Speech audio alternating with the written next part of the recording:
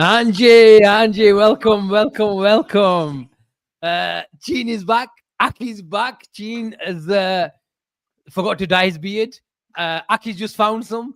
And Ben, he's back as well from Portugal. A quick around 24-hour trip, but it's good to be back. But unfortunately, Liverpool aren't back. The last season, Liverpool aren't back. Will Arne Slot be back, or was he a one-season wonder? Cheen, I'm going to come to you straight away. Welcome back. You've had more holidays than Arne Slot in recent times. But wherever you went, how was it? Yeah, Asim, we can't really complain, man. I've been 4 weeks away, a few weeks in Pakistan. My nephew had a bench press competition. Big up to him. He won it as well, 220 kg. Am I calling him out, Cheen? Am I calling him out? So, yeah, man, that was good. And then obviously, look, when you go on a bit of a pilgrimage with the kids and stuff, it was good, man. I enjoyed that part of it and all of that, don't get me wrong, but bloody hell, man, what have you good guys done to my football club, man? I leave you guys top of the table, 5 points clear, yeah, and I come back, we're sat in 8th position, absolutely capitulated. And yeah, man, but it's good to be back. I'm glad to be back, man. Aki, I can't remember the last time you were on as well, but I don't think we were this bad. I think the last time I was on, we beat Everton 2-1. Oh, so it was all right. Where did you go there? I had an excuse. Where did you go?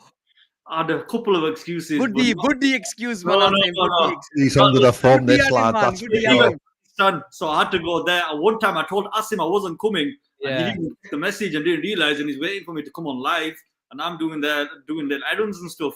But yeah, other than that, man, blow me. Now, last time I was on, I was there saying Grab is like Caicedo and Rice rolled into one. And now everyone looks absolutely trash. So Ben was just asking me about this show. Round of applause for Asim. Thank you very much. The Cobs on. Rep B&I incredibly well on Matt One's show last night, and was it on for longer than his own channel? I was telling these lot, do you know what time I left that show? I kept telling myself, like, another 10 minutes. And then it was a good show. The flow of the conversation, the topics were flowing. People were coming in and out. And so, yeah, I lost track of time in the end. But yeah, it reminded me of those days where we thought we're signing Caicedo, but we didn't. It was one of them, but it was a good show. And check it out if you haven't. Big up to all the panel who came on, and especially Mark for getting it together. Where should we go? We didn't get your reaction. I'm going to come to the City game. And then we'll come to Slot and everything else. But I'll start with Ben, and then I'll come to these two. Ben, what did you think of the game on Sunday? Because you were saying, look, I'll take a draw right now. And then there was a feeling that when Arsenal drew that, we had to capitalise. But it actually got worse. They extended their lead. Yeah, it was very, very disappointing. I find it really difficult to analyse the game, because I'm going to say, like, in my heart of hearts, we were incredibly unlucky in key moments of the game. But realistically, nobody wants to hear that, because generally speaking, we deserved absolutely nothing, because we didn't outwork them. We didn't, outplay them. We certainly didn't outplay them, and we didn't outthink them on and off the pitch. So you can say that, we were incredibly unlucky with the Van Dijk equaliser. You can say that, ironically, Erling Haaland's header and the opening goal was, if you watch it closely, you're flipping ricochets off the side of his head. I don't think he knows much about it, and then just drops into the goal. The second one is a clear deflection, and then the one in the second half is a phenomenal goal, but it's his first goal of the season, and it's like typical that he goes and puts a worldie in against us. But as I say, you can caveat all of those comments with the fact that we didn't really deserve anything from the game, because we didn't battle enough, we didn't fight enough, and we didn't really earn the right to have a say in the game. So yeah, it was really difficult to watch. We started slowly again, which we've done that a lot away from home this season, which is again really frustrating. But from a general perspective, it's just we come up short. And you know what? I do want to sort of balance it out a little bit, because when we've had phenomenal seasons with phenomenal teams, we've gone to the Etihad and lost. So let's not make nothing of it, the fact that you can go to Manchester City and lose. But I think it's the way in which you lose. Like, ironically, I was thinking back of the last time, you know, we had a situation where we played brilliantly and lost. And the one that just jumped into my head was the Barcelona game away, when we got beat 3-0, didn't we? But I think everybody come off that pitch and everyone afterwards, the vibe was, oh my word, we got beat 3-0, but we actually played so well and we deserved a lot more out of it. And I know that's going back a few years, but if you don't play well and you don't earn the right to play, then regardless of the scoreline, it's sort of a mute conversation. And I think in this case, I was looking at the XG before. The actual non-penalty XG is 0.71 to 0.73. So on paper, it was probably a 1-1 game or a 0-0 game even on paper, but that wasn't what the eye saw. The eye saw a team that was void of confidence away from home, that was frustrated with its inability to be able to match City's press or match City's attack. And yeah, it was just one of those ones where you get what you deserve in football, unfortunately. And sometimes when you're playing really well, you get the deflections, you get the bits of luck, you get the rub of the green. And when you're not playing well and it's not going your way, then you have a bit of bad luck go your way. And I think that's what happened on Sunday. Aki, Ben's had his say. I've had my say over the last 2-3 weeks. Ben mentioned backstage that we've had our on for the last 2-3 weeks. So it's now your time and Aki's Cheen's time to take it away. But joking aside, were we unlucky on Sunday? I can see what Ben means when he said unlucky. Salah had a chance when he's through. He could sweat it. He goes for the dink over Donnarumma. Goes narrowly wide. Gakpo has a sitter. I know it bounces, but a player of his caliber should be scoring that. I look at the first goal they scored. They popped the ball from the corner flag, bop it all the way to the right-hand side. Robbo doesn't close down the cross. Ibu heads it onto Haaland. He's too slow to react and jump. He should be heading that away. Heads it onto Haaland. Haaland scores. No good. We gave a penalty away and we got lucky that Mohamed Ashwili made a good save. So we still had a chance there, but we just looked rattled. Second goal is just lackadaisical from everyone. Van Dijk throws out a lazy leg to block. Everyone's half asleep. It's just taking the piss, if you ask me. And then the third goal, no one's mentioning this, but Kirkes having his Darwin Núñez moments of going on that left side, and whenever he gets a chance, he just decides to pop the ball into the box, and we have no one in the box. When Ekitike went off, I was looking, and the likes of Szoboszlai and Wirtz were picking up the ball, there was no one in the box. And then I don't know why Kirkes decided to try and cross the ball there, loses the ball. Next thing you know, Doku skins Kanate, scores a worlder. Look, I can't blame Kanate for that, but there was no need for Kirkes to be a hero and try and cross the ball from like 60 yards out to no one. Like, there's no one there. I don't understand what he's doing. Like, he reminds me so much of Alberto Moreno at the moment, but he's a young lad. I'll give him time. If you asked me on the day when he was doing it, I would have gone crazy. But right now I'm calm, and I'm just thinking, the only thing I can think of is that I can lose my shit and say, look, slot out and all that, but that's not the right thing to say. I keep looking at it and I'm thinking, looking back in the summer and thinking, when you said, it was like, I think you said it was an 8 out of 10 window, you were right. We didn't replace a left winger in Diaz, who presses like a monster. I was forced to go to 8. These jumped up, man. Yeah. We didn't sign a left winger. We were dying for a left winger. Gakpo can't beat his man. Salah, we know can't beat his man, but he has a pass on him. But now we don't know who we're going to. Are we going to Wirtz for creativity? Are we going to Salah? So, everything's all over the place. Then we got a centre-back in Kanate. Everyone's letting have the ball because they know he's like Bambi on ice. Then you've got Kai Sina at right back, who likes to entertain off the pitch than rather do anything on the pitch. Everything's just a joke, man. And Bradley, don't get me wrong, Bradley had a phenomenal game against Real Madrid, but then it comes up against teams like Man City, and don't get me wrong, Doku tells everyone a new one. But there's levels. There's no cross-field pass going on against Man City. He can't do anything right. Everything was just all over the place. That right side was pressed like a monster. No one could do anything. The likes of Salah, Bradley, Kanate, all losing the ball. The only player, in my opinion, who can keep his head held up high this season is Szoboszlai. Last season, I said Szoboszlai doesn't do enough on the ball as well as off the ball. Like, off the ball, he's phenomenal, but on the ball, he doesn't do enough. This season, he's proved me wrong. He's been phenomenal on the ball as well as off the ball. But our team, off the ball and on the ball, has been absolutely diabolical. Only Van Dijk can pass the ball out from the back. You've seen Haaland, like you said, before Van Dijk's even getting the ball, he's ready to close him down. Kanate can have all the space in the world. They know he's not going to do anything. It might be all good, and then when you see Konate against Real Madrid doing his little fancy runs, but he doesn't do it enough. He's not Joel Matip. He doesn't have that quality to do that. And then we've got Kirkes playing, we've got Robertson playing first phase of play again, and he's played 3 games in 1 week. Of course, his legs were going to fall off. What did he expect? Should have rotated and maybe started Kirkes, but it's not like Kirkes would have been any better. It's a personnel issue as well as a structural issue. There's too many issues. I'm not even a tactical, but I can see looking at it, thinking, what's going on here? You look at the middle of the midfield, and it's a bloody donut. Homer Simpson was licking his lips. Space, man. I don't understand it. It's like watching Man United under Eric Ten Hag. The gap between the midfield and the defense is just massive. Like, it's just all over the place, Asim. And look, I'm keeping it patient due to the fact that we had very tragic circumstances with Jota. So that's my credit in the bank for Slot. It's not even him winning the league. At the moment, I'm looking at it and thinking he's won the league. He did a beautiful tweak with Gravenberg, and we had a lot more control last year. I'll give him that. But I'm starting to think, was it just the players? Was it Salah? I'm starting to second guess myself, thinking maybe Slot isn't as good as I thought. But that might be just me being very reactionary right now because we've been so shit, Asim. It's unbelievable. It's like so bad. 7 out of 10 games lost. We've lost 5 games in the league.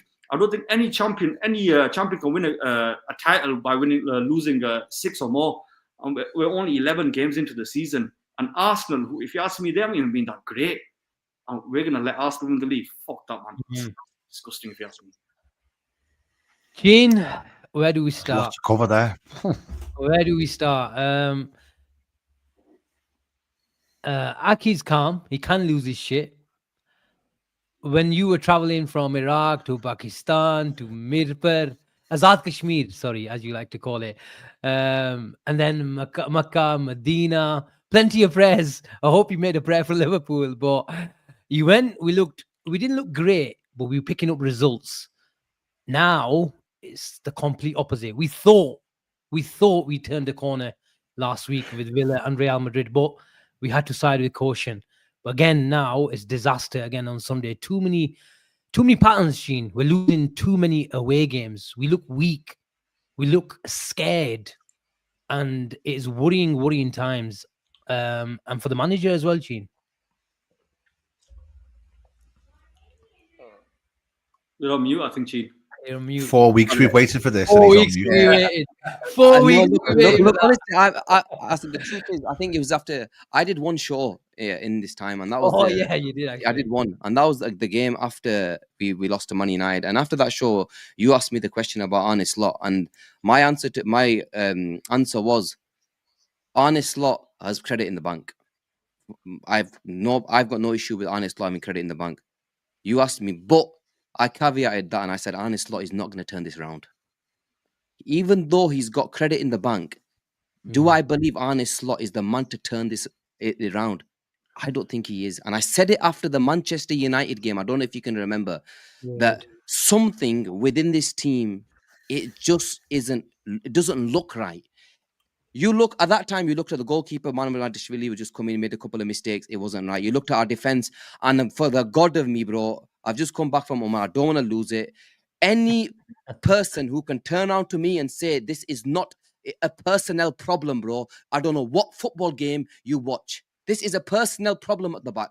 You can sugarcoat it however much you want in terms of blaming Arne Slot, but this is a personnel problem because the players at the back are simply not good enough on the ball. You have to understand that when they receive the ball, if your players are not good enough to pass the ball into midfield or pass the ball over the top or good enough to play out, then you're going to create yourself, this team, problems. Connor Bradley is not good enough on the ball.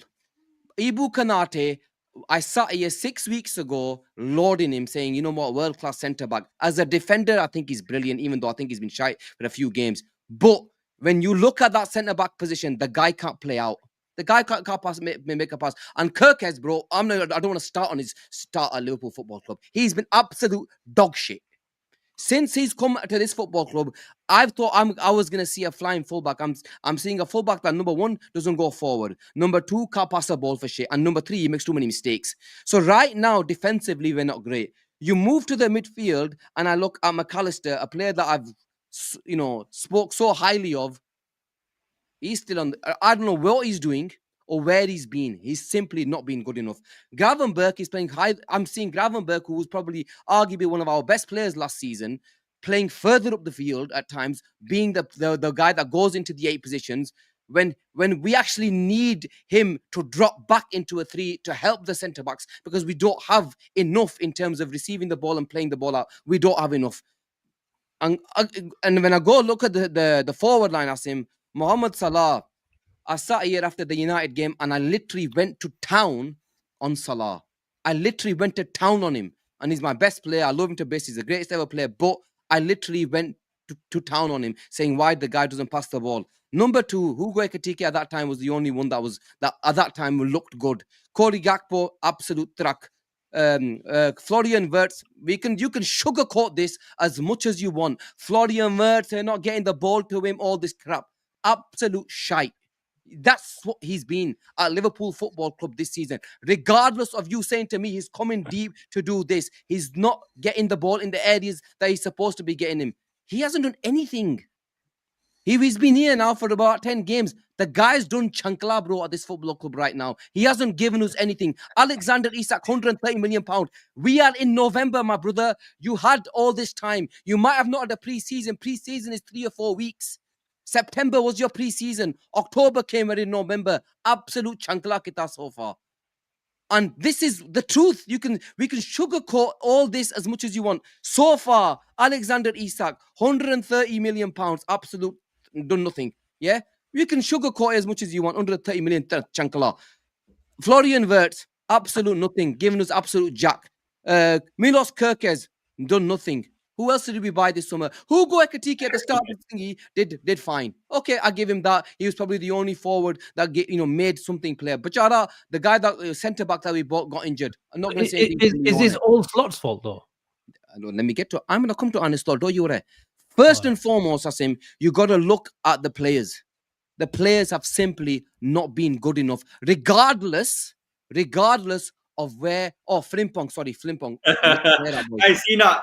Yeah, another one. So basically, every single player we've bought, bar Hugo Ekitike, to an extent, because the last 3 or 4 games, I don't think he's been great. Yeah, the 6 players we bought, 5 have been shit. That's how it's been. Then you look at your if the players that have come in haven't been great, then you look at the players that were already there. Mohamed Salah, nothing. Alexis McAllister, nothing. Cody Gakpo, nothing. Ibu Kanate, nothing. Gravenberch had a good 4 or 5 games. Then, if I'm honest, over the last 4 or 5 games, nothing. The only 2 players, and even to be honest with you, I might as well say his name because they're all shit to me. Virgil van Dijk has a few good games, a few games sutaya. He's not going good enough. But for this Liverpool team right now, the players have not been good enough. Number one. What about your beloved McAllister? You called him out. I've already called McAllister out. McAllister has been absolute dog shit. Absolute dog shit. But then you come to honest lot. Right. You've got a forward line of Ekitike, Salah, Isak, Wirtz, all these players. Only one of them is playing half decent. You have a player called Federico Chiesa, who every time he's played and every time has come on has made a difference. Yeah? We all know he's made a difference whenever he's given a chance. He's shown intensity. He's shown pressing. He's shown he wants the ball. He's shown appetite on the ball. He wants to play for the badge. He wants to play for Liverpool. He's running his socks off. Arne Slot still doesn't start him. What does this man have to do to start this football club? When you've got all these players done absolutely nothing. When you've got players that haven't turned up and done nothing, you have a player who's running for the badge, trying his best, doing everything possible to make something tick, yet he doesn't start Federico Chiesa. That's on Arne Slot. Not starting Federico Chiesa. He was a player that deserved to start, especially over the last 6 or 7 games. You had to start Federico Chiesa. I don't care where you start him, whether you drop Salah or you don't drop Salah, whether you play him on the left, whether you play him up front, you have to start Federico Chiesa. Because is there a deeper problem between Slot and Of course Chiesa. there is. There's no. I'm sorry. I don't. The minute that guy walked through the door, whether it was Ed Hughes signing or the Edward signing, that signing you could tell from the literally from the start that he didn't fancy him. Okay, you didn't fancy him. I called for him. We were saying that he was coming on. He wasn't making a difference. He wasn't doing much, which I can accept. Last season, he wasn't making the difference. And the other players that were playing, Diaz, Gakpo and Salah, were on fire. They were playing well. They did, they deserved to play. This season, though, when you've got a player that's actually on form, that whenever he's coming on, he's making a difference, then you look at the others and think, they're not giving you out. They've not done anything at this football club right now to sanction for them to start some of these football games. Mohamed Salah at times doesn't deserve to start at this football club. Cody Gakpo has done absolute jack all. He might have scored us a few goals, Asim. He gives us absolutely nothing going forward. He can't beat a man. He hasn't done anything. Isak hasn't even played, right? Isak hasn't played. And when he played, Gakitas, nothing. I'm going to call it as it is. He's done absolutely nothing. So number one, you got to look at the players. Honest lot, Asim, when I look at this team right now, I look at build-up. You called this out. To be fair to you, you called this out a long time ago. And I'm going to give you credit because you called it out in pre-season. Yard, we cannot play the ball out, bro. We cannot play out from the back. You put any team that's played against Liverpool, bro, there's no fear anymore. They'll sit on Virgil van Dijk and say, bro, give the ball to the right-hand side. Give the ball to Ibu Kanate. Let Conor Bradley have the ball because they can't. Because what do they know? They know they're not good enough on the ball. They know that. So they allow you to go play on that side and see what you can do. And then you've got Gravenberch and McAllister, who's not been good enough. The only player this season that has come out trumps is Dominic Szoboszlai, and he's a player that, you know what, he's our player of the season by a country mile. Nobody comes close to Dominic Szoboszlai, and God forbid we didn't have the Dominic Szoboszlai in this team, because if he wasn't playing on this team, Toba, I don't know where we would be. We're signed 8th right now, and Asim, seriously, I can sit here and tell you right now, I do not believe Arne Slot is going to turn this football club around. Okay, just hold it there. What does credit in the bank mean then? Credit in the bank, Asim, look, it'd be stupid. If you don't believe that he can turn it around, what's the point in giving him credit in the bank then? Because Asim, he deserves a chance to put things right. Nobody can come up to me and says, we will not, Arne Slot, sack him today. You can't, for me personally, Asim, you can't sack Arne Slot today. He's got enough credit in the bank. Whether I believe in him or not, doesn't mean that Liverpool should go and sack a manager right now. Arne Slot delivered us a league title, and we can't forget that. Arne Slot delivered us a league title in his first season. So he has the chance now over the next 5 or 6 games. I've looked at our fixtures. Liverpool's fixtures are pretty, we should win them games. He has a chance now to go and put it right. Do I believe he's going to do it right? No. But at least he deserves a chance to go and put it right. So I get where you people are coming to me saying, why are you going for Arne Slot? I get that. I understand the point where some people are saying Arne Slot out. For me, that's way too soon. You can't be Arne Slot out straight away, Asim. He's been, 10? How many games have we played this season? I was lost count, boys, I'll be honest with you. 11 in the league. 11 in the league, right? 11 in the league. He deserves at least a little chance, man, to say, okay, now the next 5 games, bro, Arne Slot has to turn it around. Is that where you draw the line then? Bro, for me, Asim, the next 4 or 5 games, that man doesn't put points on the board in the next 3 games. We don't take 9 points out of the next 3 games. Bro, I'm telling you now, you think it's bad right now, it's going to get 10 times worse for Arne Slot. Because, number one, we do not have the players to change what the core problems are. Who are you going to play at right back that's going to change that problem? Who are you going to play at centre back that's going to make us start playing football from the back? Nobody. Who have you got in that 6th position that's going to come in today and say, you know what, Abi could come up with this bullshit about Stefan Bacicic is going to come in and play that 6th role, Pulija, yeah? Nobody's going to come into that 6th position and change it. No, who is going to be on that? Who's going to be our left winger that's going to be able to beat a man and give us what Diaz wants? We don't have that. You got Ekatike and Isak. We've got to hope and pray these two somehow start playing. And look, as much as I'm Salah's biggest fan, and I always defended him regardless of how bad he played. This season, number one, we missed we miss Trent Alexander-Arnold. Number 2, Florian Wirtz, Asim. If you are gonna play Florian Wirtz, bro, you have to understand one thing. Florian Wirtz has to be the man, and you have to play him in the 10. You have to play Florian Wirtz in the 10. You don't go and spend 110 million pounds on a footballer if you're not going to play him in his favorite position. And then you got to work your way around it and say, okay, what is our best formation? And if Arne Slot believes in the next 3 games, Mohamed Salah shouldn't play for Liverpool Football Club, fair enough. But that's on him. I want Mohamed Salah to start, but he hasn't been great. But if Arne Slot really wants to make some sort of change, you got to go and play two forwards, play Wirtz in the 10 and play 3 midfielders and say, you know what, let's see how this plays. Let's see how this plays out. Because there's no, if you ask me. Do you think he's got the balls for that? As he fuck. Sorry for my language. I've just come back. I shouldn't think. He's not good enough for me. I'm telling you right now, Arne Slot is not going to turn this football club around, bro. I'm telling you right now. And I said this before. He's not going to turn it around, but he deserves the chance to prove me wrong. That's my take on this. He deserves a chance to say, you know what, I'm good enough, I'm big enough, because he hasn't really, Asim, been tested when you're going through all of this. He has not been tested. We're going through adversity at Liverpool Football Club. He won a title. He was unbelievably well at the start, and then it got to March, April. We'd practically won the title then. The downfall started then. It didn't really click. The new season came, new players came, and this season he hasn't shown me yet that he's capable of overcoming adversity at a club like Liverpool Football Club. He's got it now. Put the deal with it. This is Liverpool Football Club. This is not Feyenoord. The scrutiny on you is going to be on a different level if you lose the next game or game and a half. Game or next 2 or 3 games. I want to see how good Arne Slot is over the next 3 games. And if I'm telling you, if the guy doesn't put 9 points on the board, bro, mate, you're not good enough. That's the simple truth.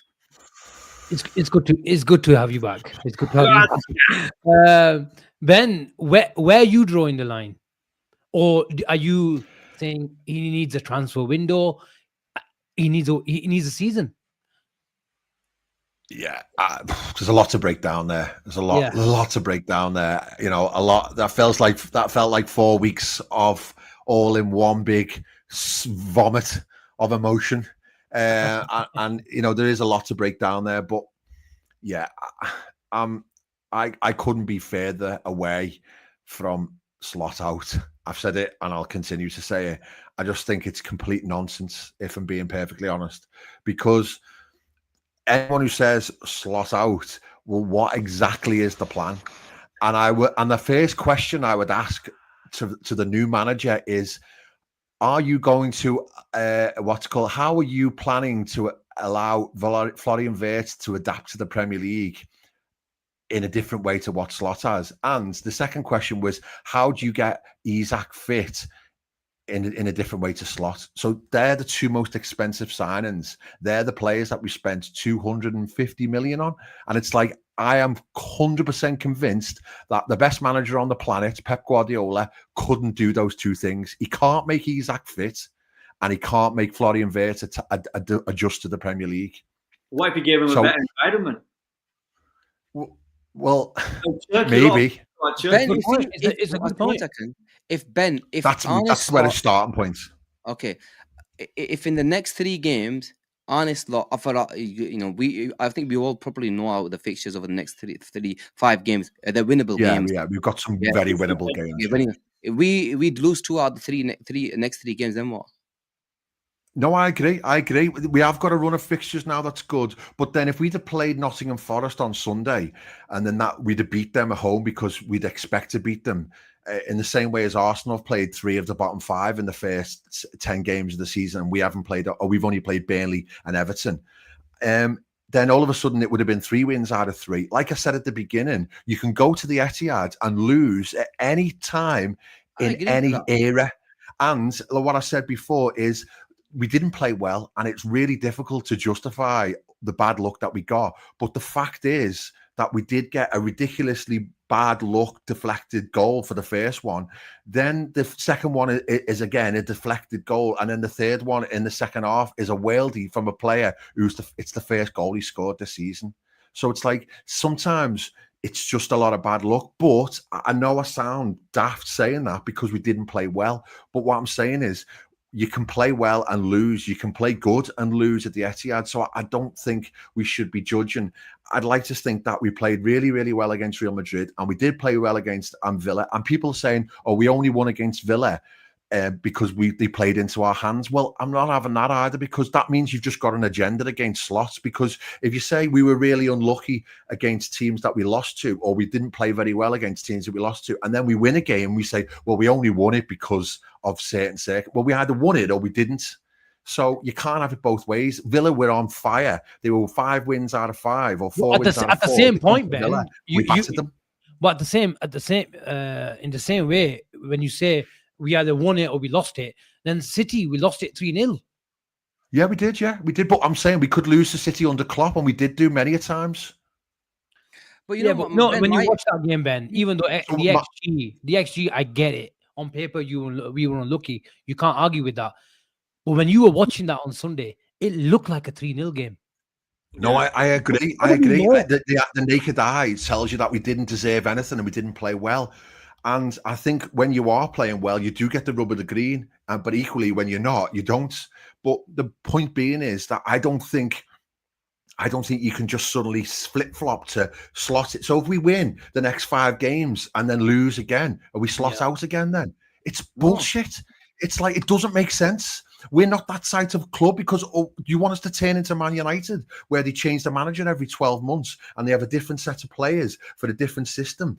You've got to look at the bigger picture and say that his best players who he signed in the summer haven't had a chance to either adjust to the Premier League, adjust to the system, adjust to the club, or be fit to play on the pitch. So Ben, are you giving him to the end of the season then? I'm giving him to the end of the season, unless we lose the next 10 games straight and you can clearly see they're not playing for him, then yes. But then you don't go and beat one of the best teams on the planet in midweek and say that the dressing room's not playing for him. It just doesn't make sense. Look, I don't think he's lost the dressing room or anything. I'll be honest with you. Well, you've got to give him a chance then. We've got to give him a chance.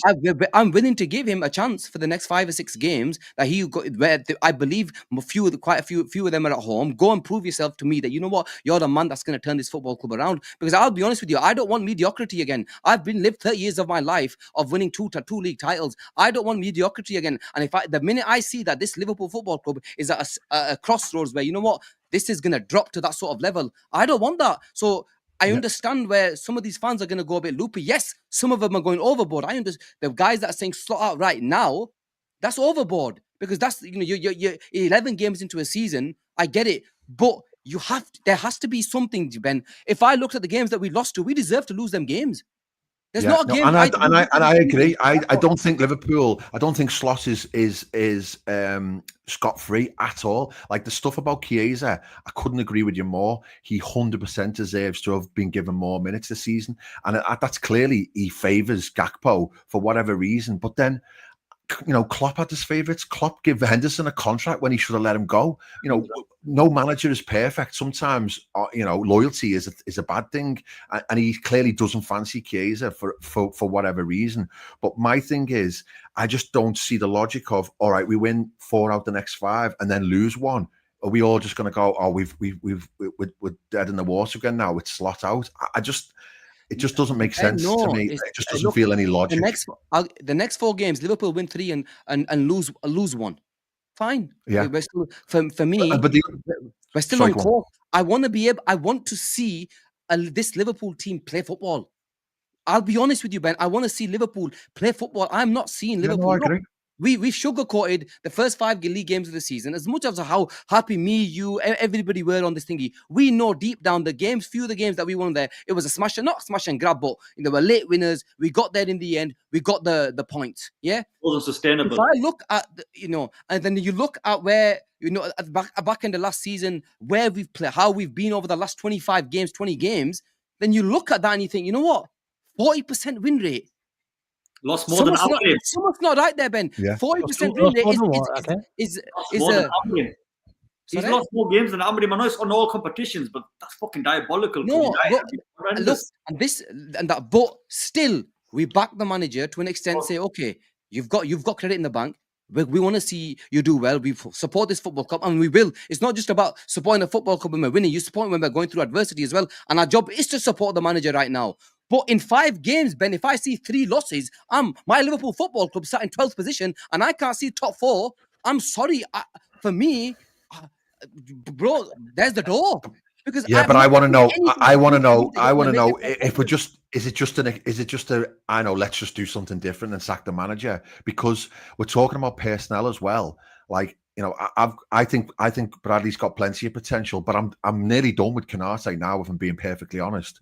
But let's have it right. He isn't going anywhere. So if you go and get Areola in, or if you go and get Luis Enrique in, or whoever you might, he's not going to make Canate be able to pass the ball better.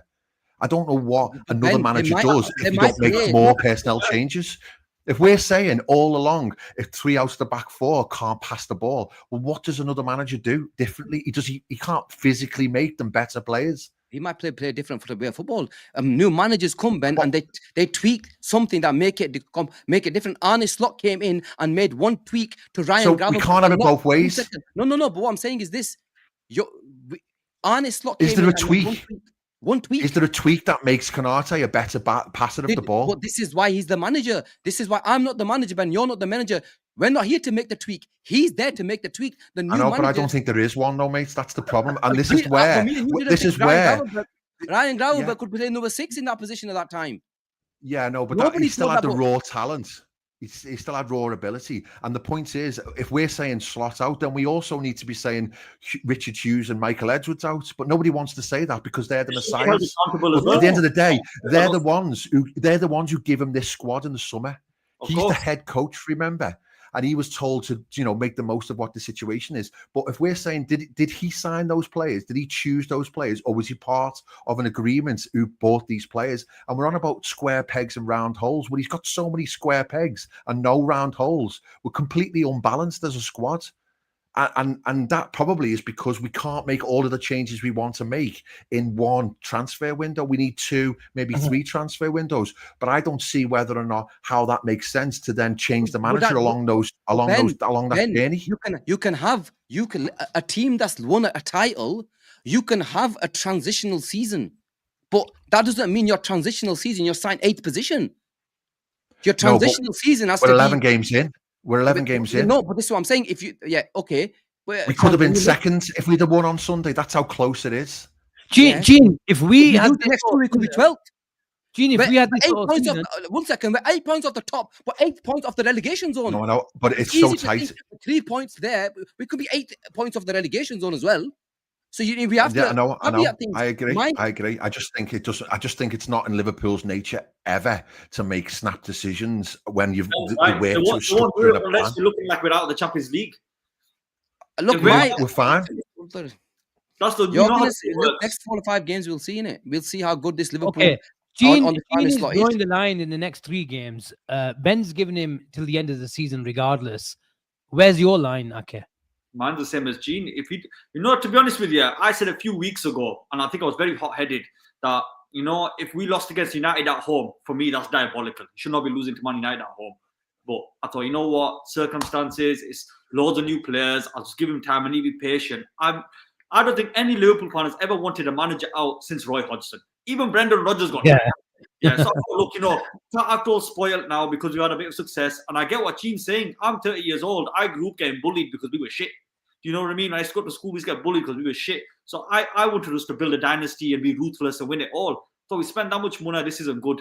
But if we don't win these fixtures that are so easy on paper in the next 5 games, if say we lose 3 like Cheen said, or even lose 2 out of the 5, for me that's not good enough, Asim. You know what I mean?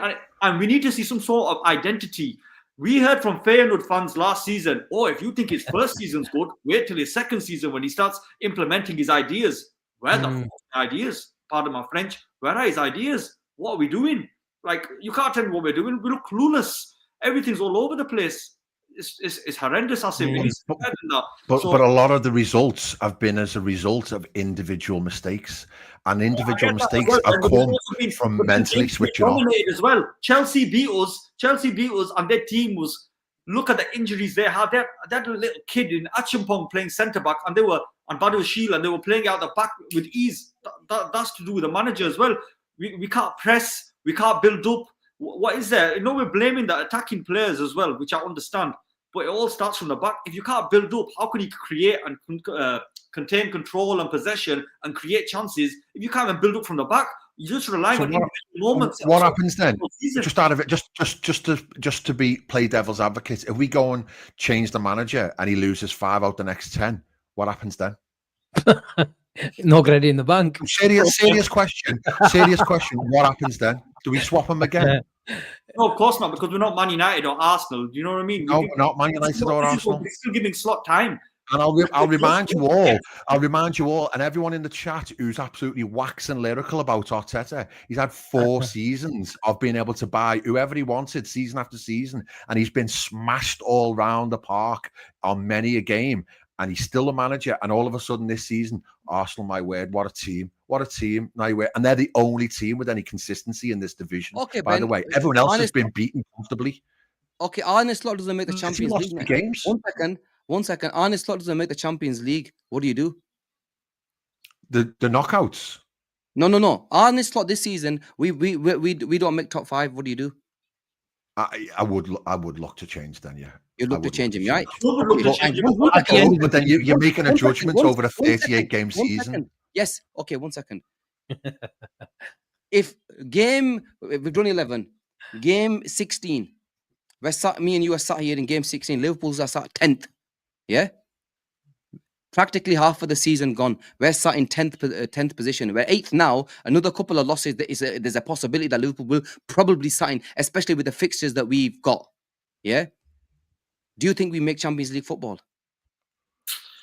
Question: Do you think we make? Do you think if we lose 2 or 3 of the next 5 games, do you think Liverpool make Champions League football? They're halfway through the season gone. If your answer is no, Ben, you should get asking for the manager's head at that time then, because you don't believe he's gonna. If you don't believe that he's gonna get us that Champions League spot. You change the manager and at least try to bring somebody who you think is going to try to get us that Champions League spot. No? Oh, I didn't put that up, by the way. Come on the show, boys. Come on the show, mates. You're welcome. Put that up either. I think no, it's fine. It's fine. I put it up. It's fine. All right, you put it up. Yeah. Then you have to look at changing. I'm not about getting rid of a man, Ben, but I want to see another thing that I want to see is I want to see something on the football pitch, man. I want to see that, you know what? Yeah, I'm seeing something that, you know what, this is gonna work. Something is gonna work. That Liverpool are gonna, hopefully in the next 4 to 5 games, we're playing well. We're gonna see some sort of changes. With respect, Real Madrid, 1 game in the Champions League, it doesn't mean anything to me. Villa game we played well. I can accept that 1 game. 1 game out of the last 6 or 7, yeah, where we played 1. Not good enough, man. No, and I'm struggling to see. It is a really, really interesting debate. But, as I say, and I'm getting absolutely destroyed in the chat, and it's fine. But then a lot of these people after the Real Madrid game were like, we're back. Slot's changed things, and he's done this and he's done that. And it's like, I just don't see the logic of flip-flopping. And more importantly, I believe personally that the suits, as they like to be referred to, I think they're with Slot. I don't think they're just sat there going, it's all on you, mate, because I think they were part of the decisions that were made in the summer. They signed Isak on the last day of the window, knowing that he had no preseason. They can't physically make him fit. The last day of the window as well. Gay should have been brought in well earlier. So exactly. So this is their fault as much as anything else. So it's like I just don't see. Him. They will keep him till the end of the season. They're not going to sack him. They will keep him until the end of the season at the bare minimum, if you ask me. But that doesn't mean that I can't sit here and question his performance. But don't forget, I will agree with you though, Cheen, in the fact that I do think that there's a possibility he isn't the long-term sort of man to. There's nothing wrong with us all saying he could be a really, really good manager, and he won the league last season by doing a fabulous job. But I think it's fair to say, and I need to admit that there's a possibility he won the last season because nobody else was that great, and because the league was just aware it was in the right place, and because Salah had a worldie of a season. But then equally, he manufactured the team to facilitate Salah to have a worldie of a season. And this season, it is a change, and there's a few players that don't fit whatever the future is, and there's a few players that do but can't fit into it. So I think Salah, because of the age of him, and Kanate because of the profile of him, are two perfect examples of world-class players who have delivered multiple trophies, but because of those two different reasons, they're not the future, but they are the present, because we can't have sold everybody and bought a whole new team in the summer. And that's where the conversation about transition comes in. The fact that you can have a season where you just do okay and build towards something bigger for the future. And I think that's unfortunately where we look like we're at this moment in time.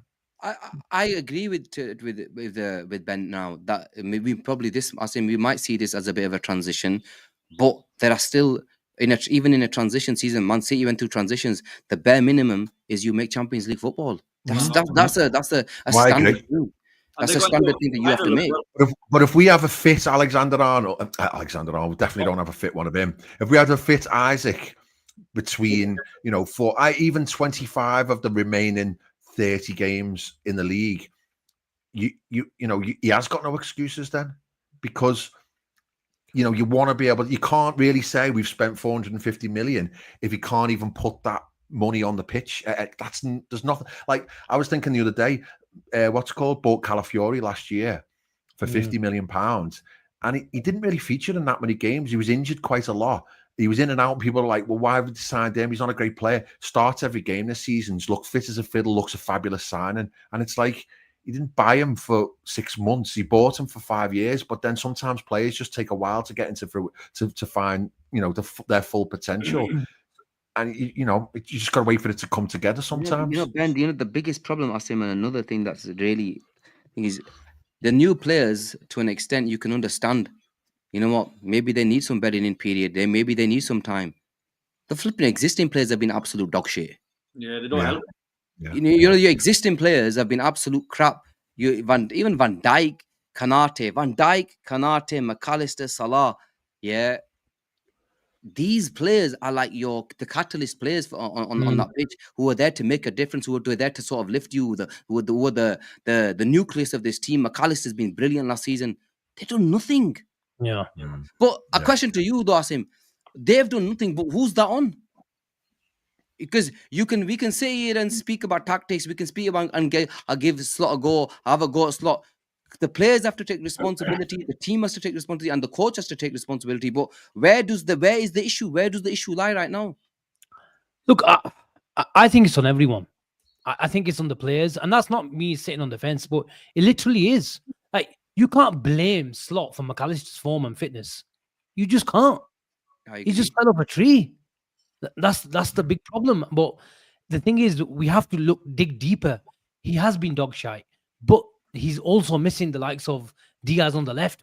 He went in, he fought with him in field, he carried the ball. There's a relationship between him, Robbo, and McAllister, but we don't control games. And obviously Jota, the tragic passing of Jota, Nunes was shy, but off the ball he gave us relentless energy and intensity. But that energy from Diaz, Jota, Nunes, who did it benefit? It benefited the playmakers who didn't have the legs. The likes of Salah, who is not the Salah of yesteryear, and McAllister. So it has become really, really disjointed. It's because our foundations have gone.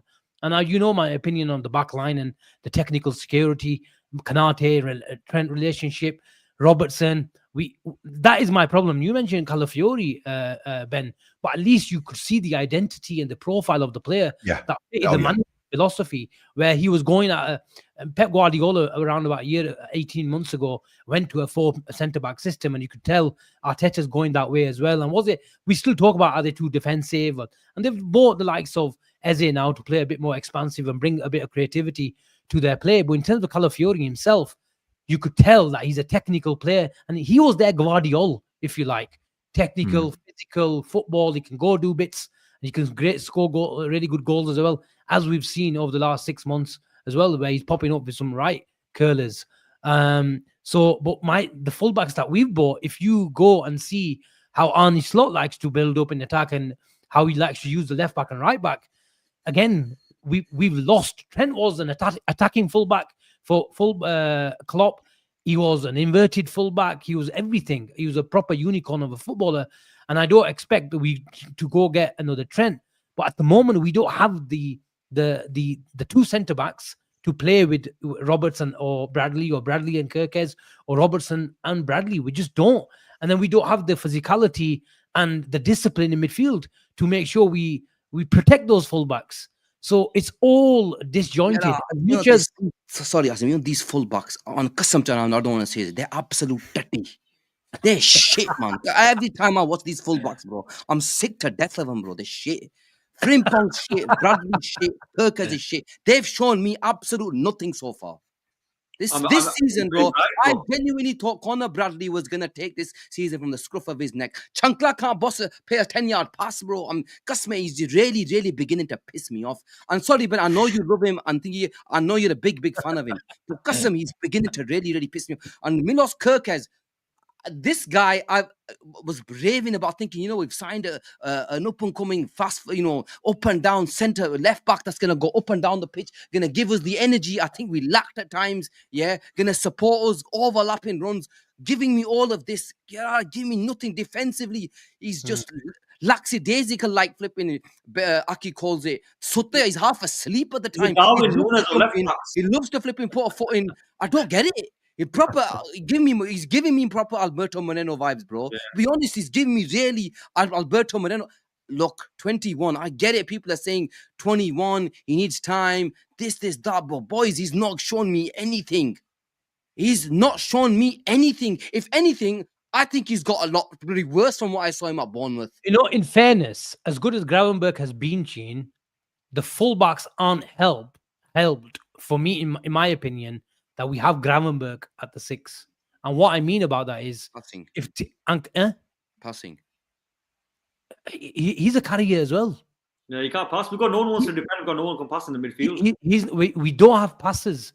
At least if Calafiori wants to go, if Timber wants to go, at least they've got, not Rice, but Zuba-Mendi. Zuba-Mendi is literally a third centre-back. He splits the centre-back and he plays balls into midfield. Gravenberch, as good as he is, as a big revelation he's been over the last 18 months, he's just not that type of player. If anything, he needs to be further forward to carry a ball and carry a ball towards the box. The club made a big mistake, Asim, not getting Zuba-Mendi the first time. That's what I mean, is disjointed. If you try to fix one, a part of one fire, you create another one by trying to, sorting another problem out. So that is the problem. There's just too many fires to put out. Where do you look? They've created another huge problem with Wirtz because, as Cheen said, Wirtz has got to play as a 10 in his best position. That's what you bought him for. But our player of the season has been Szoboszlai, and his best position is 10.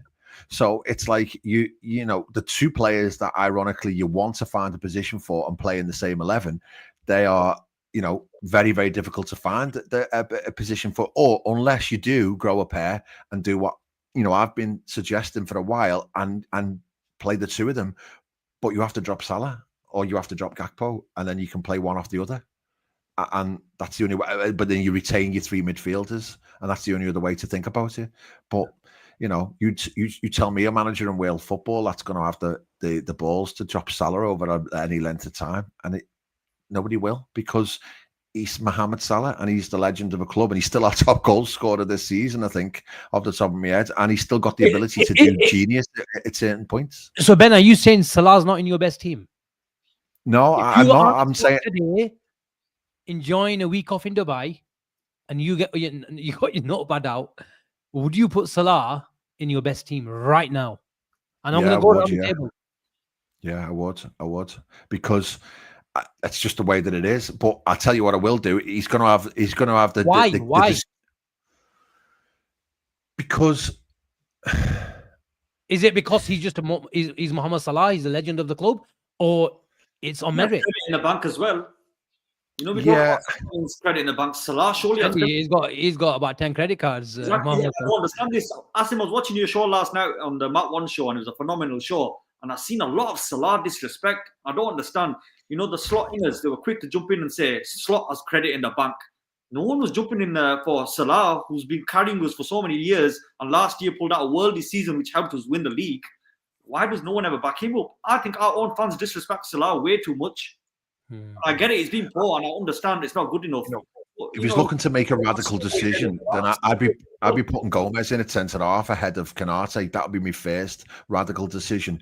But what I was going to say is the decision's going to be made for him because Salah's going to go to the African Cup of Nations in literally about a month's time for 7 games, I think it is, because it's scheduled different to what it is previously. It was previously in January, run until the end of Feb, and now it's going to be beginning of December. So he'll miss 7 league games. So I think by default, Isak, if he is fit, will play with Ekitike or one or the other, and then you get the opportunity to play Wirtz off him.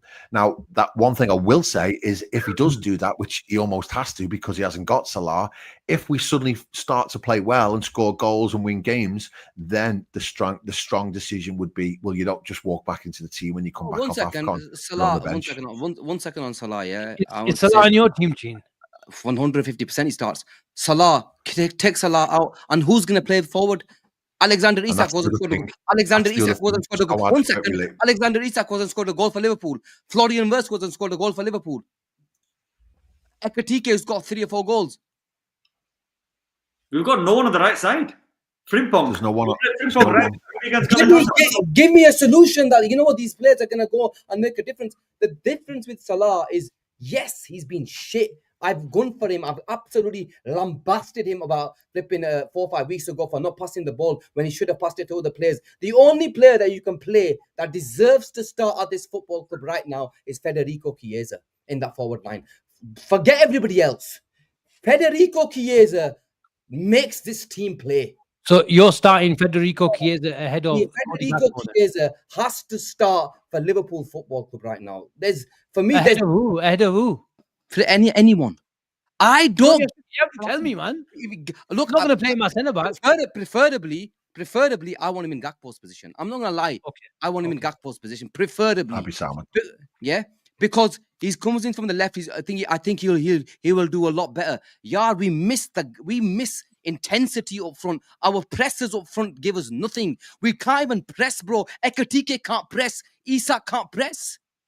I've seen them play this season. They don't know how to press, bro. That was one of our biggest traits and attributes. We had Darwin Núñez, Diego Jota, Asim, and Diaz. They pressed the shit out of the opposition. Our team can't press. Yeah, and my thing with that, it's so easy for the opposition to come onto us. It's so easy for them to play out. Why? Because our pressing is shit, and then you got a midfield that's shit, and then you got our defensive line that's shit. And the thing with Chiesa as well is that we're saying, oh, he's not fit enough. That's been the previous reason. But he played 90 minutes against Palace, albeit maybe not as intense a game as the Premier League, but it was still Palace's best team, and he was still the best player on the pitch. But my argument at this stage is start him. And if he gets injured, or if he's gassed after an hour, then you take him off, or he gets injured, But it's like, what have you got to lose? What have you got to lose? To me, at this moment in time, there's no reason why he's not starting Chiesa other than a personal issue. Hold it there, guys. Let's go through supers. Big up to Slot In. Thank you very much for sending this through. And like the stream as well, people, and subscribe to the channel if you're new. These signings was clubs signings, not Slot. If you want to come, do we think, Asim, that there's 51,523 slot ins accounts? It took me a while to get that, but probably is. Oh dear. Bro, is that the Anfield capacity? Is that possibly, yeah. 61 now. 61. Good job for Upa Ani. There was one more. Jamrock always, even though I'm not Arnie Slot out yet, you can call for his firing. Why? He can try to win games by not trying to play his style. He did it last year. He refuses. Okay. And there's one more. Pat Panisa. I thought it's Monty Panisa for a second. Just a little support to the channel. Brilliant last night, I think he said.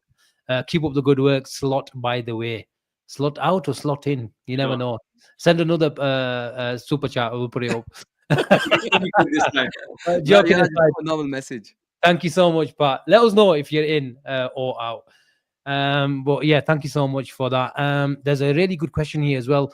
Aki, do you think FSG are regretting the fact that Van Dijk and Salah deals, they were given the deals that like they caved to fan pressure over their judgment.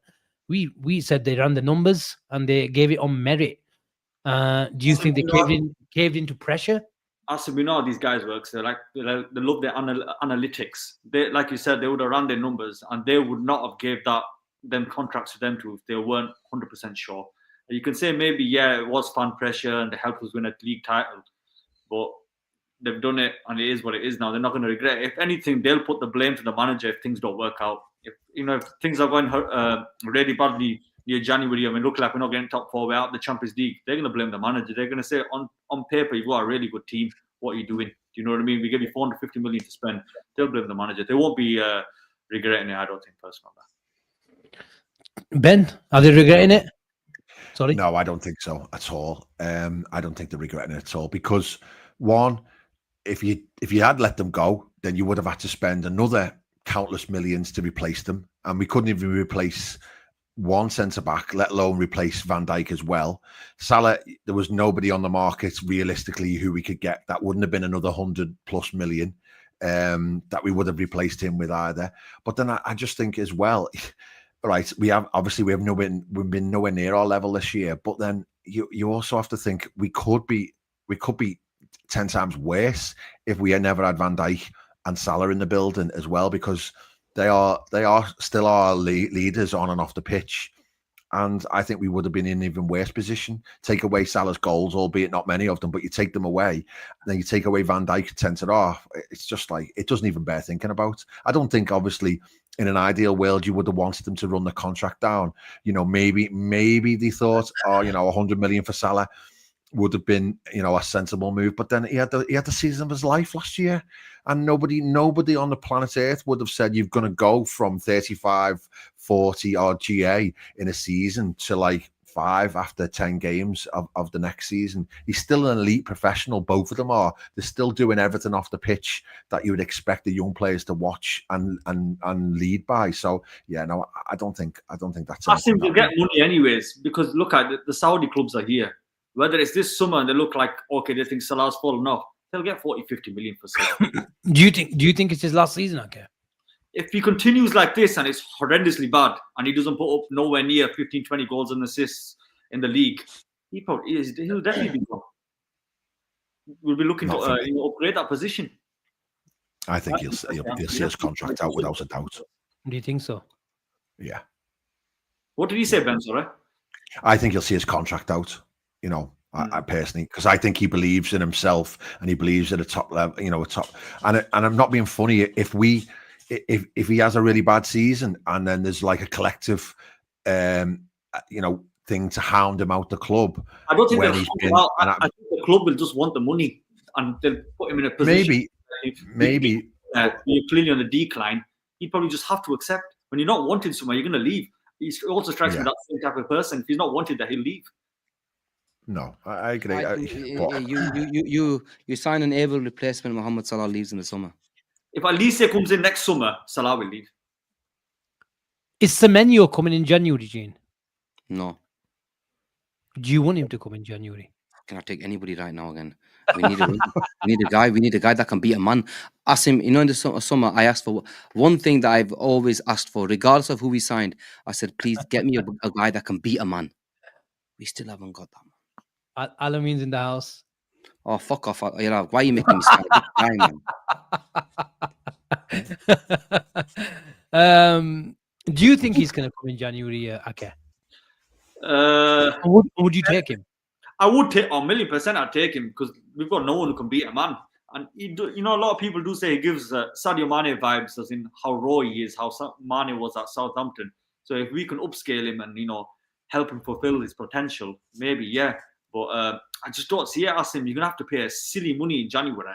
That's the only problem. Unless there's some form of agreement he made when he signed that contract, like there's some sort of clause when it comes when the big clubs come in. Say, for example, it's like 65 million. Then I'm more than happy to bring him in. But I just don't see us bringing him in personally. For 65 million pounds, he comes in January. I think he would if there was some sort of agreement with Bournemouth where they have some sort of clause, but we don't know that, so I'm not privy to that. Unless you know something that I don't know. No. But do you think this as well, Asim? They've given Slot a lot of money. Say Slot's still the manager in January and things are still looking very pear-shaped. You still think the owners would want to give him the money. No, because I think when these guys came in, they knew that this is, even though what we did in terms of outgoings and incomings, they knew because of what we've done in the last 2-3 years, the lack of business Needed. is needed. And they always knew that we had to do something really, really big, but it wasn't enough. It was never going to be enough. And look, we lost out on a centre back. We lost out on another. It looks like they wanted Isak. If Isak didn't come, we might have pressed the button on Semenyo, and then we would have gone with Ekatike up top and Semenyo, and maybe because we knew about the release clause of Semenyo's, so. But we didn't want to do Semenyo and Isak and Ekatike, and we were given this narrative of we don't want to block the pathway of Rio, which, from in hindsight, which I didn't really believe in at the time. I'll be honest with you, and I said it at the time that as much as I love this kid and he's going to be a star, but at the end of the day, I don't want the options to be Gakpo and Rio because it's not good enough, and that is one of the fundamental things that is wrong with Liverpool. That never mind. We don't have a player that can take on a player. You know, we don't have a player who can take on a player in any part of the pitch.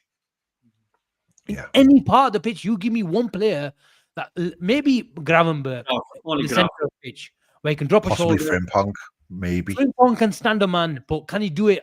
You know, we haven't seen it in the Premier League. Not on a regular basis, no. We haven't seen it in the Premier League because playing wing back for Leverkusen and standing up a man and effectively being a winger is completely different to do it, you know, in the Premier League.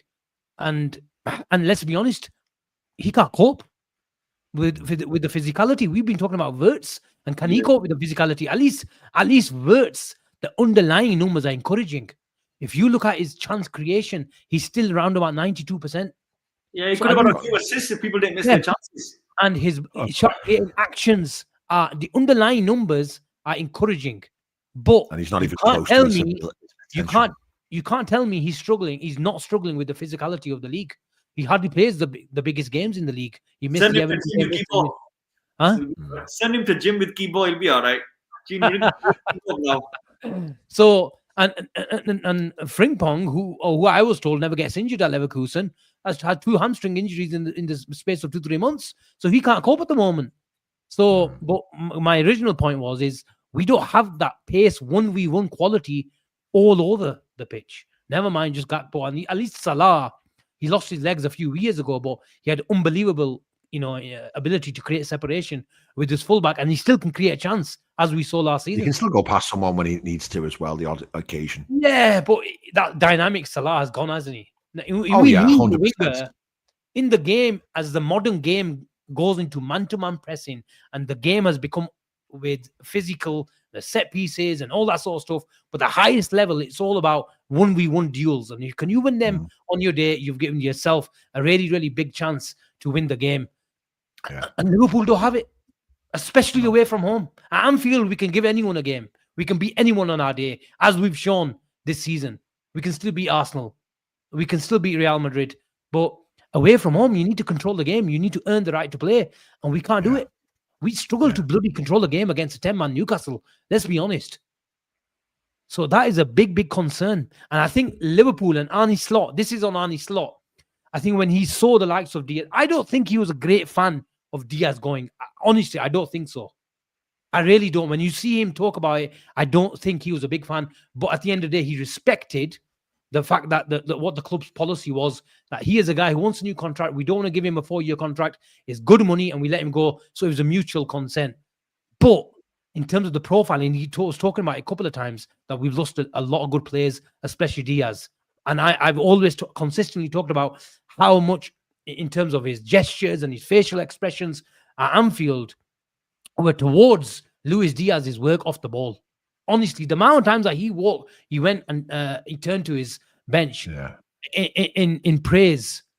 But that is the problem. But my original point, going back to the manager, is I think this is where they made the mistake. He still thought that we're going to control games. And when I think the technical security in the back line has been a big oversight, whether it's on Slot, on FSG, it might improve with Kirkes maturing out. But at the moment, we're miles off it. But I still think he was too obsessed with the low block and he thought Liverpool will still control games at home and away, generally speaking, but we need to impact the game in the final third. So Trent's gone, we bring Frimpong, we bring Kirkes, we bring Florian Wirtz, was a big thing. So we're taking the creativity and the security in the back line, and we're just concentrating in the final third. And what's happened is Liverpool have forgot about what's going on before the final third. Yeah. And that is, cutting a long story short. And we've got so many problems, and teams know exactly how to play against us. And that is another thing that we haven't worked it out. And it's been 6 months. We haven't worked it out. Anyway. Yeah. But you know what? Whenever we talk about Slot, we can always expect Selection in the house. Big up Selection, always supporting the channel. He says, big up Slot, rocking with bro till the death. Big up Selection, nice to see you. Jamrock, always, thank you very much. Big up for the super chat. For defense to improve, can't have only one good passer. Presser or passer, yeah, 100%. Whether we need a presser or a passer, both apply. Oh, come on, Pat. You didn't have to send another super chat, but thank you so much. Very, very kind of you. God bless you and your family. Sorry, meant to say you were brilliant last night on Matt's show. Also, a big fan of Mike Das and Enze. So I am definitely Slot out. Big up. At the end of the day, it's your opinion. Whether you're slot in, you slot out. But at the end of the day, everybody wants the wants the best for Liverpool. Whether it's through Slot or a new manager, we all want the same. Jamrock, again, 3 out of our 4 players are average to below average presses. That's another thing. We're talking about the technical security at the back, Cheen. We can't even, like last year, we could really, blitz teams. Not like the Jurgen Klopp style, that those days have gone. But, we lost a lot of, pressing and intensity and speed. And we can't just swarm teams now. And then when you take didn't the board and the managers know that the players that you've signed, if they're pressers or not. You signed Alexander Isak, you signed Hugo Ekitike, Cody Gakpo's not their best pressers. You know this. It's not rocket science. So if 3 of your Salah is not the amazing presser he was 5 or 6 years ago. So I've just given you 4 players Florian Wirtz is probably the only one that can press, and he presses it slightly differently. You've got 4 of these players that you think, are not the best pressers. You know this. So you have to counter that somehow. No, isn't that on the manager? Isn't that on the board to say, okay, this isn't these guys' strengths. So you sign them thinking, okay, we're not going to be a pressing footballing team where you have to play a set, which I find baffling because modern day football is all about press. Yeah, which I find a bit slightly baffling. You let Diaz go, you let Darwin leave. Obviously, Jota was a different scenario. We realized very, very quickly that we can't do that. Hence why Dominic Szoboszlai has to play in the 10 because he's the only energy player that this Liverpool Football Club has. Is one player who can run around. We're going to bloody the only other player that can run around a little bit is bloody Curtis Jones. I don't know what happens to him every 3 games. 1 minute's injured. He has 2 good games. He disappears, comes back, plays 2 good games, disappears, back again. He's a perfect rotation player. That's the annoying thing. Everybody wants to see Curtis Jones play football. Curtis Jones, just give me 15 games, right, and we'll be a different team. I'm serious, Asim. I was against you. I was against Avi as well. I think it was. Yeah, that were grilling me about McAllister. Even though I agreed with you saying that McAllister shouldn't be playing for Liverpool at the start of the season because he wasn't playing great, I wanted the likes of the Szoboszlai and Jones over him. But Jones, in the few games that he's played, has shown enough that, you know what, I want him in this team now, Asim, and I'm changing my stance. Because sometimes you got to make changes, you got to make bold decisions, and he was the one that he sort of made. He played a couple of decent games, and then injured again, man. That is the problem. Everybody wants to see Curtis Jones play football. We need him, and the alarming thing is teams are running more than us. Yeah, we never used to get outworked. Not on the clock. Teams are running more than us. It's hard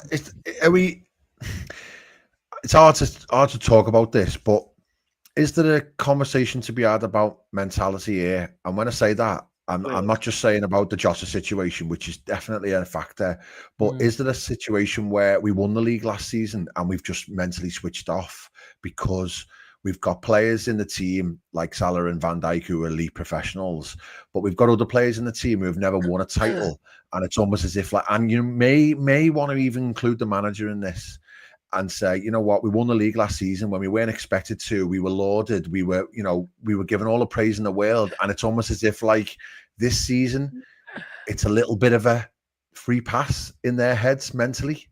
And because I've seen, generally speaking, apart from Galatasaray, which was a bit of a mess, they seem to be well up for the Champions League and they seem to be all in on the Champions League.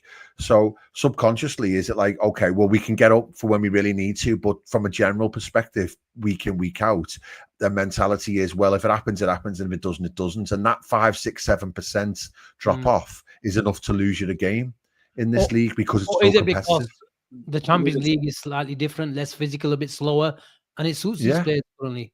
I think possibly. It has to be that. Because, we're talking about, like, Kanate is a perfect example. He's won all of the trophies that he's won. He's looked absolutely brilliant. He played brilliant against Real Madrid. Looked like a top class centre half, and he was complete and utter garbage again on Sunday. And it was almost as if like, well, I'll play for that one, and then this one, well, I'll do my job, but if it doesn't happen, it doesn't happen. And that's where the inconsistency comes. And I just think, people like Szoboszlai, their natural game is just to work like an absolute dog, full stop anyway. That's what comes natural to them. Whereas other players, it's almost as if like, well, mentally, we're just not quite there this season. And as I say, it might be because the champions, they haven't got that motivation to get up again for it. And maybe a Jurgen Klopp, for example, in the past would have been, well, we go again, we go again, we go again. Whereas, Sloss almost maybe of a similar nature. He's like, I've just won the league for Liverpool in front of fans for the first time of years. I'm going to try my best this season, but if it doesn't work, it doesn't work. I won the league, so I'm fine. And mentally, is it like they're not quite sort of geared up and switched on to just give that extra 5, 6, 7% every single minute of every single game, and that's enough to tip you over the edge sometimes. It's just a thought. And then the Jota thing as well, you have to include that into it, where they're just like, well, you know what happens this season happens, because life's more important in lots of ways. And as I say, a lot of people don't want to hear that because they're on a lot of money. But when you talk about mentality, here's a comment from Dean. He says, I said last summer I didn't like the 5-week party after the Spurs game. A Pep or Ferguson team would have went for as many points as possible. Yeah. And I agree. I totally agree. And you do think that people said, it doesn't matter about those games. It doesn't matter if you lose them 5-0. And he's right. But was the mental sort of switch off? They haven't actually switched back on. Yeah. And it's like, they're having little breaks here and they're all now, don't get me wrong. I don't think for 1 second think that they're all sitting there thinking, this is absolutely fine. We're loving getting pelters by everybody. But at the same time, once the rails have come off a little bit, it's hard to just get back on them and switch back on and build, because football is all about momentum. Football is all about confidence and rhythm. And these players that haven't switched on at the beginning of the season are now maybe trying to switch back on, but the confidence is shot to pieces. They're all over the place and things aren't happening. And you throw into that mix 4 or 5 players who have never been part of this team and never been in the league in some cases. It looks very disjointed, and that's what we're seeing week in, week out. So I wonder whether or not this season might just be a case of we just trundle through the season, being good some weeks and poor other weeks. But then the Champions League, they just find a way. But if someone says to me, do we get to the Champions League final, but we finish 10th, are we taking that? If we win it, forget getting to the final. Win it. I never said that, because you can't actually say that. Get the Champions League final and flipping, don't even think about saying just the Champions League final. I ain't going to another Champions League final and losing it. You have to win it. No, but it's you just wonder whether or not carry us in there. Let's get our Courtois in there. Oh yeah, believe. Jam Rock, thank you very much for the super chat. He says Chiesa is a player who actually presses when he's on. And talk about mentality. I like Chiesa's mentality. He stuck around at Anfield. He could have moved to Come on, he Italy. could have gone. He left him out of the Champions League squad. Yeah, get the man. Give him a game. Yeah, give him 2 games, man. This is the one thing with Arne Slot. Custom, I just find it baffling, Asim. Regardless of you have an issue with the player, right? He comes on, he makes a difference. Let the man land. Let the man play. The others ain't doing jack. Shit this year. Let him play. Give him a game, and if he don't do it, okay. Okay. A bit more Semenyo talk. Selection is back. Thank you very much. Big up. Isolating player in wide areas in really Semenyo's bag, in my opinion. Average at best. Good career when he does. Avenue to good subpar creator, in my opinion. Unless we get him under 55 million, it is a hard pass. There has been a lot of talk about Semenyo, that he's a good carrier of the ball. But I'm not gonna lie. I don't watch a lot of Bournemouth. But Only thing I know Asim is because I play a lot of FPL. He was overperforming his XG, so we don't like to see that because when they start overperforming the XG, it gives me Nunes vibes. It's hard to sustain, isn't it? It's hard to sustain. And now he's fallen off a cliff in the last few games. Nothing. And the argument is Kirkes was world class for Bournemouth, and he looks like a fish out of water. Yeah, it's great when you're at the top, isn't it? But the thing is, at least he might give Gakpo a kick up with the arse, kick up with the arse. He might raise his level. Semenyo might come and raise his level at Liverpool, and all of a sudden he looks a good player. He is at a good stage. I think there are a few clubs looking at Semenyo, and maybe his performance from now to January or January to the summer will decide if he gets that big move. So 100%. I was very surprised when I was told in the summer that he is a player that Liverpool are looking at. I was very surprised. But let's see what happens. One thing I will say about January, though, is regardless of slot, I don't think any of the signings in the summer were slot centric, and I don't think any of the signings in January. I think there's a good chance Liverpool could spend another 100 million plus in January because they believe, because we all think that there's a good chance that Slot might not be the manager next season, but I don't think that'll make any difference in terms of what they buy, because I think the model's changed now at Liverpool. I think with Klopp, it was pretty much him making all the decisions. But the only reason why Michael Edwards and then Richard Hughes have come back, or Richard Hughes obviously come in as Michael Edwards' man, is because Slot's not making the decisions. So I think if we're saying that Slot's a head coach, he will have had a say in it, and he would have said yes. But then what manager wouldn't have said no to Isak, no to Wirtz, and no to Kirkes, because they were all probably the outstanding candidates in their position anyway. So it's just like, yes, I'll wait with that. But I think there's a very good chance Liverpool could still spend a significant amount of money in January, because this is a transition period, and we can all clearly see that there's still plenty of positions that need to be filled. Ben, give me a number. How many players are we signing in January? I think it's at least 2. At least 2. Yeah. Hope you're right. Yeah, I think it is. But it all depends on the market, doesn't it? On who's available. But if players are available, like we know for a fact that Semenyo and Gay are both available. So there's 2 straight away. Aki, how many are we signing? 1. I think we get Mark Gay. Cheen? Chankla. 0. Wow. What about you, Asim? I think we signed 2. Wow. I think we signed 2. My next question, before we wrap up, I don't know where we're going for our, probably somewhere in the Far East or America. Who's going to be leading that preseason tour for us? Is it going to be Arne Slot? Yes or no? I'll start with Cheen. No. It's not you want him to lead. Do you think he's going to be leading the preseason tour? And chat, get involved as well. It's not what you want. How do you think it's going to play out? Has Cheen answered? I think he gets top 4, but still goes. Oh, wow. Top 5. He gets top 5 and he gets sacked. Just about. Okay, no. So you think Arne Slot? No. Sorry. I think he's gonna go. Oh, sorry, wait. He's thinking about it now. No. He's had a month off. Yeah.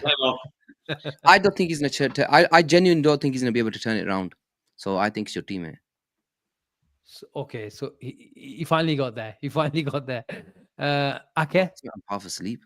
I think he'll scrape top 4, and obviously the club will be happy with him, and they'll probably give him some funds in the summer, and he'll probably stay. I don't think he goes. I think I've got hope that he can turn it around. I've got hope. It's like this much. Where is it? Where is it? Has it been confirmed where they're going in summer? It's the World Cup in it, so it'll be somewhere short. Oh, probably Klopp used to go in Austria somewhere, didn't he? Yeah, it'll be somewhere local, probably like Crosby. Oh, Slot won't be happy with that. The Lake District. In the first game. It'll probably take him for a few parties. Amsterdam. Yes, I think he will be the manager to begin next season. And I think, like the beginning of the season, I said that they'll finish third, and I still think we'll finish third.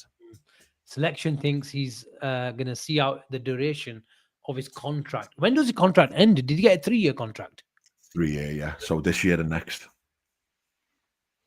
But he's not going to run. I can't see him run to the end. He'll sign a new deal, won't he? Or he'll go. There was already talk about a new deal, wasn't there, about a month ago? Yeah. Yeah. And he laughed it off, to be fair, at the same time as well. Get Slot Antonio Nusa.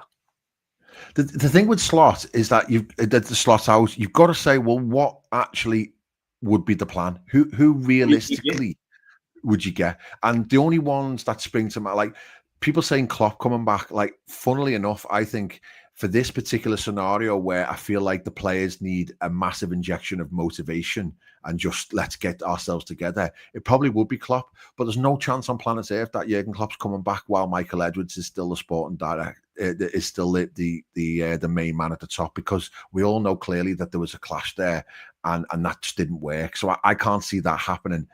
Maybe if Michael Edwards goes in the next 12, 18 months because he feels Richard Hughes has got it dealt with, then maybe there's a world where Klopp could come back in the future. Like I thought his interview was fascinating with with the Diary of a CEO, where he didn't rule out coming back at all. I think that's definitely an interesting possibility. But if you put that to one side as a mad scenario, I think there's a world where Klopp comes back at a disastrous point at some point, worse than now, put it that way. But the only real logical person that would replace Slot is Areola, purely because of what the job he's done consistently at Bournemouth over the last 3 years is ridiculous. I think he's like 5th out of in the Premier League all time over the last 3 years or something like that. His points is like 5th or something, or 6th, which is phenomenal for a team like Bournemouth with their outlay. And then obviously his relationship with Richard Hughes would make perfect sense as well. They play front-footed football. It looks massively, structured. He knows exactly what he's doing. So he's the only logical explanation. Whether that would be a fashionable enough appointment, I don't know. But then Slot wasn't a fashionable appointment. Nobody had heard of him, and he won the league. So whether there's a bigger picture here where Slot is like a transitional manager to a certain point, where he was the perfect person to come in and replace Jurgen Klopp, but maybe he only does 2 or 3 years, and then we move on to the person with the next standard. But then you'd like to think Slot would think, well, I've got the ability and the acumen to be able to coach this team to a really high level. Like I was listening to what you said the other day on the show yesterday. People are thinking like Slot's this like 2-bit manager. He made some really smart tactical decisions last season. The Diaz in the false 9, Gravenberch, the tweak that made him, a player of the season there enough. He made some really smart decisions. He didn't literally just come in and say, everyone do exactly the same as what you did last season, because let's have it right. Klopp's team, who Slot inherited, didn't win the league. He did. So you've got to give him a lot more credit, I think, than what he's getting at the moment. I think there's a huge, huge issue in terms of mental instability with the players. The players that we know have got a huge ceiling are nowhere near that level at the moment. And that is a motivational thing, I think. It might be a mental thing, and that's maybe a thing that Slot is not brilliant at.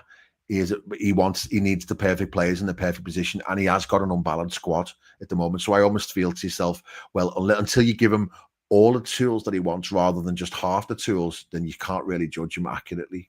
But we do need to see improvement without a shadow of a doubt. Shahad's in the house. Shahab's in the house. Big up Shahab, always repping.